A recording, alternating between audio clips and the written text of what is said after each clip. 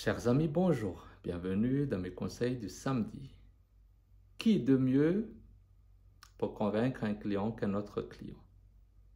J'aimerais soulever ce point parce que ça permet de renforcer notre notoriété, augmenter nos ventes et chiffres d'affaires, mais surtout améliorer notre performance.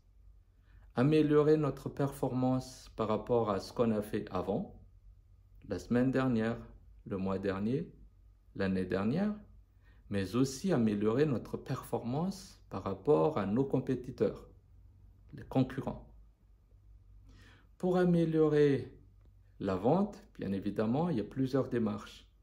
Il y a les publicités, par exemple. Ça peut être à travers la presse, ça peut être à travers le milieu où il y a nos clients, enfin, les fameux plaques 4x3 dans les rues, par exemple. Ça peut être à travers des partenariats, comme ça peut être à travers les outils digitaux. Bon, l'utilisation des réseaux sociaux, l'utilisation des paiements par clic via les moteurs de recherche, AdWords, sur Google, sur Yahoo, sur Bing, etc., etc. Mais il y a une chose qui est très importante, c'est que psychologiquement, on est influencé plus par des gens sur lesquels on s'identifie. C'est pour ça que dans les publicités, il y a ce qu'on appelle une représentation. Quelqu'un qui est ambassadeur d'une marque, d'une société ou d'un secteur. Ça donne. Mais la chose la plus simple, parce qu'un ambassadeur peut coûter cher, il est difficile de l'identifier et on n'a pas tous les mêmes moyens. À mon sens, la chose la plus importante qu'il faut utiliser et qu'il faut marquer noir sur blanc dans ces cahiers, c'est les clients. Notre premier ambassadeur, c'est chaque client qui passe chez nous. Un client satisfait égale un client qui peut convaincre d'autres clients à venir. 1. 2. Ce client satisfait peut revenir lui-même aussi. Donc, il faut satisfaire chaque client qui passe chez nous.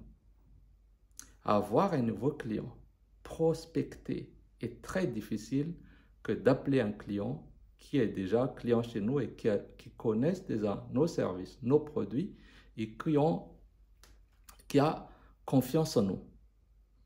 C'est pour ça que dans chaque entreprise, dans chaque organisation, la première des choses, c'est de s'assurer que nos clients aient ce qu'ils veulent, qu'ils sont satisfaits des services, des produits qu'ils ont reçus. On peut mesurer cette satisfaction. On peut poser des questions. Ces questions, ces réponses que les clients donnent nous permettent non seulement d'améliorer nos services et nos produits, mais également d'anticiper. Okay? C'est-à-dire que certains éléments de réponse peuvent soulever des éléments auxquels on n'y a pas pensé et on s'est dit pourquoi je ne vais pas encore plus loin que ce qu'il a demandé, ce qu'il a donné ou ce qu'il a suggéré dans sa réponse. C'est pour ça que la satisfaction client est très, très importante. C'est le seul point que je voulais soulever pour ce samedi. Et sur ce, j'aimerais avoir vos retours par rapport à ce point, vos suggestions, vos avis. Et bien évidemment, on pourra en discuter en bas à travers des commentaires. Et sur ce, je vous dis à très bientôt, à la semaine prochaine. Au revoir.